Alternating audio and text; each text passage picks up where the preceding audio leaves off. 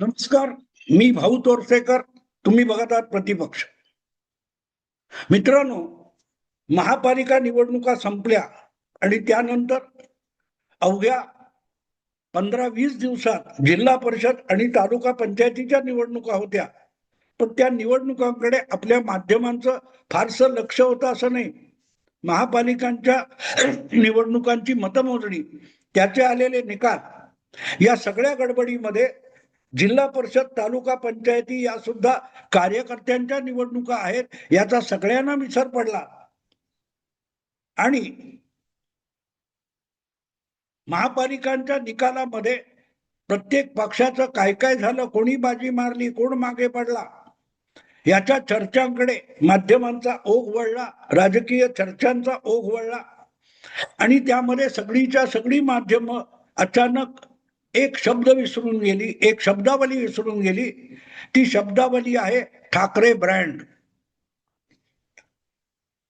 मागल्या 2-3 महिन्यापासून ठाकरे बंधूंचं मनोमिलन, उबाठा शिवसेना उद्धव ठाकरेंची आणि राज ठाकरेंची महाराष्ट्र नवनिर्माण सेना, हे दोघे एकत्र आले तर महाराष्ट्राच्या राजकारणामध्ये प्रचंड उलथापालथ होऊन जाईल, या प्रकारचा नॅरेटिव्ह जो गेले 3 महिने रंगवून रंगवून रंगवून सांगितला जात होता, त्याचा अकस्मात महापालिकेचे निकाल लागले आणि सगळ्यांना विसर पडलाय. जे वेगवेगळे रंग या रांगोळीत भरत होते, ठाकरे ब्रँडच्या रांगोळीमध्ये जे विविध रंग कुठून कुठून शोधून आणून भरत होते, त्यांना सुद्धा आज ठाकरे ब्रँड हा शब्द उच्चारण्याची गरज वाटत नाहीये. अर्थात त्याला अजितदादांचा आकस्मिक मृत्यू हे कारण आहे. पण मुद्दा असा आहे की ठाकरे ब्रँड हा विषयच संपून गेला, की ठाकरे ब्रँड संपून गेला. असं सांगितलं जातं की बाकीच्या महाराष्ट्रात 28 महापालिकांमध्ये जे काय व्हायचं ते झालं असेल, पण मुंबईमध्ये मात्र उद्धव ठाकरे यांनी आपल्या पित्याचा वारसा आणि शिवसेनेचा दबदबा राखलेला आहे. म्हणजे काय झालं तर भाजपच्या रितू तावडे नावाच्या नगरसेविका या मुंबईच्या महापौर झालेल्या आहेत. भाजपचा महापौर मुंबईत बसला तर जणू काय जग बुडणार आहे अशा पद्धतीचं वार्तांकन आणि विश्लेषण करणारे आता विसरून गेलेत की आपण 1 महिना, 2 महिने, 3 महिने आधी काय बोलत होतो.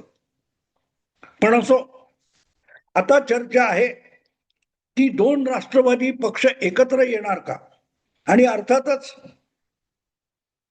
पक्षाचं नाव बदललं असलं, ब्रँडचं नाव बदललं असलं, तरी चर्चेचा सूर एकच आहे की 2 ठाकरे बंधू एकत्र आले. अवघा महाराष्ट्र त्यांच्या मागे इतका पहाडासारखा उभा राहील की बाकीचे पक्ष अक्षरशः पाला पाचोळा होऊन उडून जातील, अशी जी वर्णनं होत होती, ती वर्णनं तशीच्या तशी आता 2 राष्ट्रवादी पक्ष एकत्र आले तर मग पवार ब्रँडची जादू महाराष्ट्रात चालायला लागेल, अशा स्वरूपाची ही सगळी भाषा आहे. पण याचा अर्थ ठाकरे ब्रँड संपला असं होत नाही. मला असं कधीच वाटत नाही कुठलाही राजकीय पक्ष, कुठची राजकीय चळवळ ही 1-2 निवडणुकांमुळे संपत नाही. अनेकदा 2-2, 3-3 निवडणुकांमध्ये जबरदस्त अपयश पचवून 3ऱ्या किंवा 4थ्या निवडणुकीत तो पक्ष, ती चळवळ अक्षरशः मुसंडी मारून पुढे येते.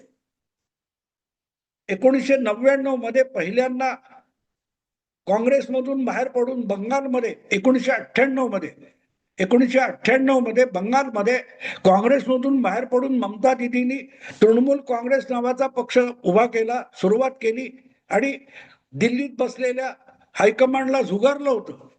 त्यानंतर तब्बल 12-13 वर्ष अनेक पराभव पचवत, विधानसभा, लोकसभा वेगवेगळ्या निवडणुकांमध्ये पराभव पचवत ममता दिदी ठामपणे उभ्या राहिल्या आणि 2011 मध्ये त्यांनी स्वपक्षाचं बहुमत आणि सत्ता संपादन केली.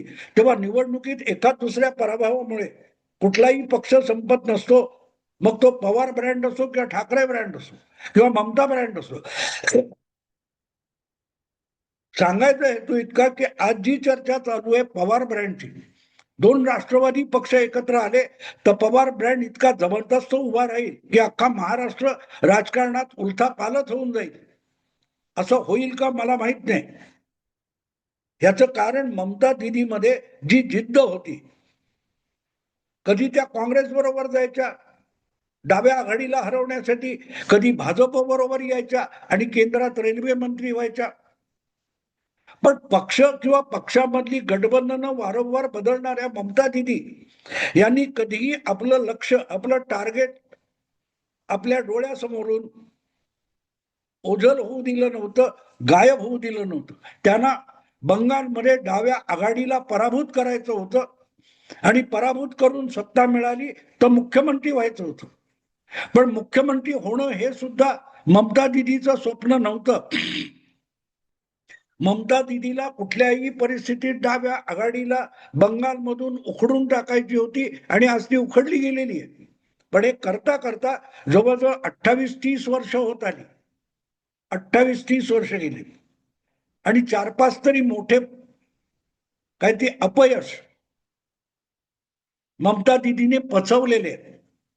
आणि मग त्याच दृष्टीने ठाकरे ब्रँड असो किंवा पवार ब्रँड असो यांच्याकडे बघावं लागेल. एका महापालिका निवडणुका 29 झाल्या, त्यामध्ये मुंबई सोडून सगळीकडे जवळजवळ ठाकरे ब्रँडचा उबाठा, शिवसेनेचा बोजवारा उडाला. परभणीमध्ये आज मी बोलतोय तेव्हा कळतंय की शिवसेनेचा महापौर हा काँग्रेसच्या मदतीने होणार आहे. मुस्लिम नगरसेवक शिवसेनेतर्फे परभणीचा महापौर होणार आहे. पण जाऊन ते मुस्लिम हिंदू बाजूला ठेवा. मुद्दा इतकाच की सगळेच्या सगळे लोक मुंबई महापालिकेमध्ये किंवा उर्वरित महापालिकेमध्ये उद्धव ठाकरे यांना आपला प्रभाव दाखवता आला नाही म्हणून जणू काही विसरून गेले. ठाकरे नावाचा ब्रँड होता आणि सगळीकडे दोन राष्ट्रवादी एकत्र येणार का आणि पवार ब्रँड सर्वाइव्ह होणार का याची चर्चा चालू आहे. माझ्या डोक्यात हा विचार आला की जी चर्चा दोन राष्ट्रवादी एकत्र आल्यामुळे ठाकरे ब्रँडचं पवार ब्रँडचं पुनरुज्जीवन होऊ शकतं, तर मग राज ठाकरे आणि उद्धव ठाकरे हे देखील त्याच स्वरूपामध्ये एकत्र आले, एकमेकात विलीन झाले, तर तो ठाकरे ब्रँड सुद्धा पुन्हा चमत्कार का दाखवणार नाही. अजित आणि शरद पवार या दोन राष्ट्रवादी गटांचं विलिनीकरण हा चर्चेचा विषय आहे. तर मग मनसे आणि उबाठा शिवसेना हे दोन गट मूळच्या शिवसेनेचे एकत्र आले तर मुंबई महाराष्ट्रामध्ये चमत्कार का घडणार नाही. भले आत्ताच्या महापालिका निवडणुकीत शेवटपर्यंत दोन्ही ठाकरे बंधू हे मैदानात उतरायला रिलक्टंट होते. अत्यंत अलिप्त वृत्तीने त्यांनी या निवडणुकीकडे बघितलं. आपला पक्ष जिंकला पाहिजे, त्याच्यासाठी आपलं सर्वस्व झोकून देऊ अशा पद्धतीत दोन्ही ठाकरे बंधू मैदानात आले नाहीत, ही वस्तुस्थिती आहे. आणि त्यांची चमचेगिरी करणारे सुद्धा आता हळूहळू करत ते बोलायला लागले. पण एक विचार करा की जागांच्या वाटपातून एकत्र आलेले हे दोन गट जेव्हा महापौराची निवड होती त्यानंतर ज्या प्रकारे किशोरी पेडणेकर यांच्या नेतृत्वाखाली उबाठा शिवसेनेच्या नगरसेवकांनी मुंबई महापालिकेत धुमाकूळ घातला, त्यावेळेला त्यांच्या खांद्याला खांदा लावून मनसे गटाचे 6 नगरसेवक उभे राहिले नाहीत. उबाठा गटाकडून घोषणाबाजी चालू होती आणि त्यांच्याच बरोबर असलेले पण शांत बसलेले मनसेचे 6 नगरसेवक नजरेत भरणारे होते. जणू काय आपल्याला उबाटा शिवसेनेच्या या राजकारणाशी कर्तव्य नाही अशी भूमिका घेतल्यासारखे हे लोक वागत होते. आणि म्हणून हा विषय मला घ्यावासा वाटला की जर तुम्ही ठाकरे ब्रँड नाचत होते पत्रकार आणि विश्लेषक, तर त्यांनी यासाठी दोन ठाकरे बंधूंना दबावाखाली आणलं पाहिजे. ठाकरे ब्रँड टिकवायचा असेल तर आता तुम्ही आपसात एकमेकाशी भांडणं जितकं निरुपयोगी आहे तितकंच निष्क्रिय राहणं सुद्धा निरुपयोगी आहे. त्याचा काही होणार नाही परिणाम, कारण आगामी 3 वर्ष कुठल्याही निवडणुका नाहीत आणि निवडणुका नसलेल्या काळात विरोधी पक्षात बसलेल्या लोकांना आपला पक्ष चालवणे हे अवघड जातं. पैसे कमी पडतात, धनबल कमी होतं, सत्ता नसल्यामुळे पैसा कमी त्यामुळे कार्यक्रम कमी, असं रडगाणं गाण्यात काही अर्थ नसतो. भाजप सुद्धा सत्तेच्या बाहेर दीर्घकाळ बसला. ममता दिदी सुद्धा सत्तेच्या बाहेर राहूनच 12-15 वर्ष लढत होत्या. तेव्हा पैसा नाही, सत्ता नाही हे रडगाणं नसतं. उलट अशा वेळेला तुम्हाला खर्चाशिवाय सुद्धा जे राजकारण करता येतं आणि मोठी मजल मारता येते अशा वाटा शोधावे लागतील, असे कार्यक्रम शोधावे लागतील, अशा कल्पना शोधाव्या लागतील. आणि त्या कल्पनांमध्ये जर 2 ठाकरे बंधू एकत्र आले, एक लक्षात ठेवा, पवार ब्रँड आणि ठाकरे ब्रँड मध्ये हा फरक आहे. पवार ब्रँडला सत्तेच्या वळचणीला बसल्याशिवाय राजकारण करता येत नाही, आणि ठाकरे ब्रँड जो आहे हा सत्तेला लालूच आजच्या लोकांना दिसत असली तरी ठाकरे ब्रँड उदयाला आलं तो विरोधी पक्षाचा, जनतेचा आवाज उठवूनच सत्तेपर्यंत पोहोचलेला आहे. आणि त्यामुळे पवार ब्रँड किंवा 2 राष्ट्रवादी पक्ष जे एकत्र येऊ इच्छितात त्याचं कारण विरोधात बसलेल्या शरद पवारांच्या गोटातल्या बहुतांश कार्यकर्ते आणि नेते यांना विरोधाचं, संघर्षाचं राजकारण करायचं नाहीये. सत्तेत बसलो तर विकास येतो, विकास होतो की नाही माहित नाही, पण सत्तेत तुम्ही बसलात की पैशाचा एक प्रवाह सुरू होतो आणि आपल्या सोयी लावता येतात. उलट सत्तेपासून दूर राहून संघर्षाचं राजकारण केलं तर कायद्याचा ससेमिरा लागतो, केसेस टाकल्या जातात, कोर्टाच्या पायऱ्या चढाव्या लागतात, पोलिसांच्या लाठ्या खाव्या लागतात. पण हे सगळं बिनखर्चाने होऊ शकतं. जे जवळजवळ 25 वर्ष शिवसैनिक करत होते आणि त्यानंतरच जवळजवळ 29 वर्षांनी शिवसेनेचा मुख्यमंत्री महाराष्ट्राच्या सत्तेवर आरूढ झाला होता. पण हे करण्यासाठी तुमची विखुरलेली ताकद उपयोगाची नसते. तुम्हाला आपला एक कार्यकर्ता, एक शिवसैनिक एकजूट करून संघटनेची ताकद उभी करावी लागते. मी मनसे म्हणून वेगळा, तू शिवसैनिक म्हणून वेगळा, तू उबाठा म्हणून वेगळा, अशा रीतीने तुम्ही ताकद गोळा करू शकत नाही. माणसं जोडून आणि मनुष्यबळ वाढवून आंदोलनातून सत्तेलाही दहशत निर्माण करावी लागते, सत्ता हादरून टाकावी लागते. आणि त्यासाठी आंदोलन आणि संघर्ष हा उत्तम मार्ग आहे. पण त्या मार्गाने जायचं असेल तर मग उबाठा सेनेतले लोक आणि महाराष्ट्र नवनिर्माण सेनेतले लोक यांनी एकत्र यायचं ठरवलं. विलिनीकरण नसेल तरी एकत्रीकरण ठरवलं तरी मला वाटतं कार्यकर्ता जो मोटिवेट होईल. आणि आज विरोधी पक्षाला फार मोठी संधी आहे. सगळ्यांनाच सत्तेत बसायचं असेल तर विरोधाचं राजकारण जे करतात त्यांच्याकडे हळूहळू करत सरकारबद्दल, सत्तेबद्दल नाराज असलेले लोक एकवटायला लागतात. त्यातून तुमची मतांची ताकद वाढते.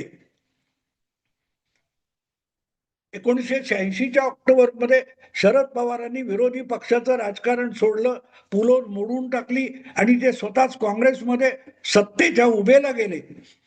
पण त्यांच्या बरोबर आलेला जो तरुण वर्ग होता, जो अँटी काँग्रेस होता, जो सत्तेविरुद्ध होता, सत्तेबद्दल नाराज होता, तो वर्ग नवं नेतृत्व, नवा पक्ष शोधत निघाला.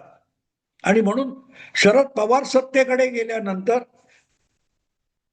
जो अँटी काँग्रेस किंवा सत्तेविरुद्धचा तरुण होता त्याने नवं नेतृत्व शोधता शोधता बाळासाहेब हा पर्याय निवडला. आणि म्हणून शिवसेना बघता बघता मुंबई ठाण्याच्या सरहद्दीला ओलांडून अख्ख्या महाराष्ट्रभर फैलावत गेली. विरोधाचं राजकारण केलं. मला माहितीये 2-2, 5-5 रुपये वर्गणी काढून शिवसेनेच्या शाखा गावोगावी उभ्या राहत होत्या. त्या काळात मी मार्मिकचा संपादक होतो. कुठल्याही गावामध्ये शाखा उपशाखा काढायची तर कोणीही मुंबईहून पैसे पाठवत होतं असं नाही. तिथली तरुण मंडळी जी काँग्रेस विरोधी होती, काँग्रेस विरोधी राजकारण करायला निघालेली होती, ती 2-5 रुपयाच्या वर्गण्या काढून आपल्या गावाच्या वेशीवर फलक लावत होती, घराघरावर भगवे झेंडे लावत होती, तो खर्च त्या कार्यकर्त्यांनी आपल्या फाटक्या खिशातून उभा केलेला होता.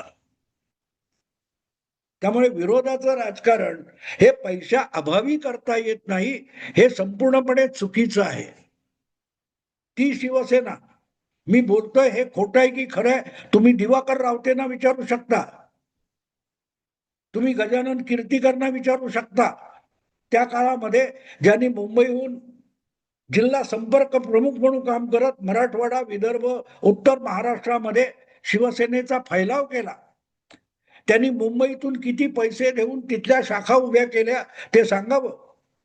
हे नुसते जात होते, त्यांना मार्गदर्शन करत होते, बाळासाहेबांची भूमिका समजावत होते, पण तिथली तरुण मुलं ही स्वतः आंदोलन करत होती आणि फटके खात होती, आपल्या केसेस आपण लढवत होती. त्यामुळे संघर्षाचं राजकारण हे पैशा अभावी अडकून बसत नाही, पण ते केलं तर सत्ता विरोधी राजकारणातली मतं तुमच्या पाठीशी उभी राहतात आणि हळूहळू करत तुम्ही राज्याच्या राजकारणामध्ये निवडणुकीमध्ये सुद्धा सबळ सुदृढ होत जाता. ही गोष्ट समजून घेतली, लक्षात घेतली, तर मग दोन ठाकरे बंधूंनी आपापल्या जे काय तंबू आहेत पक्षाचे ते वेगवेगळे ठेवले तरी हरकत नाही, पण एक दिलाने महाराष्ट्रातल्या महायुती सरकारच्या विरोधात आपल्याला एक काहूर माजवायचंय, आंदोलन उभं करायचंय, म्हणून जर एकत्र यायचं ठरवलं तर खरोखरच महाराष्ट्राच्या राजकारणामध्ये एक नवा पैलू समोर येऊ शकेल. दोन राष्ट्रवादी एकत्र येऊन काही होईल असं मला वाटत नाही. याचं कारण राष्ट्रवादीच्या दोन्ही गटांना सत्तेची भूक आहे, पण या सगळ्याच्या मागे पलीकडे सत्तेची भूक नसलेला आणि सत्तेला आव्हान देण्याची ईर्ष्या, आकांक्षा असलेला फार मोठा वर्ग असतो. तो विरोधी पक्षाच्या मागे एकजूट होत असतो. त्याच्यासाठी आज जर कोणीही नेता नसेल तर ते नेतृत्व करायला दोन ठाकरे बंधू किंवा त्यांचे दोन्ही पक्ष गट एकत्र आले, त्यांचं विलिनीकरण झालं तर एक महाराष्ट्राला सबळ पर्याय मिळेल. लक्षात ठेवा, अनेक पक्ष होते ज्यावेळेला शिवसेना महाराष्ट्रात केली, शेका पक्ष, जनता दल, भाजप, असे खूप पक्ष होते, पण बघता बघता शिवसेना 1988 ते 95 फैलावत गेली. याचं मुख्य कारण होतं ते संघर्षाचं राजकारण करत होते, सत्तेकडे आषाढभूतपणे बघत नव्हते. तेव्हा राष्ट्रवादीच्या विलिनीकरणाच्या चर्चा करणारे आहेत, त्यांनी दोन ठाकरे बंधूंच्या विलिनीकरणासाठी सुद्धा थोडासा प्रयत्न करावा, ज्यांनी महाराष्ट्राला एक राजकीय पर्याय, अल्टरनेटिव्ह उपलब्ध होऊ शकेल. कितपत होईल मला माहित नाही, पण हा विषय चर्चेचा असला पाहिजे.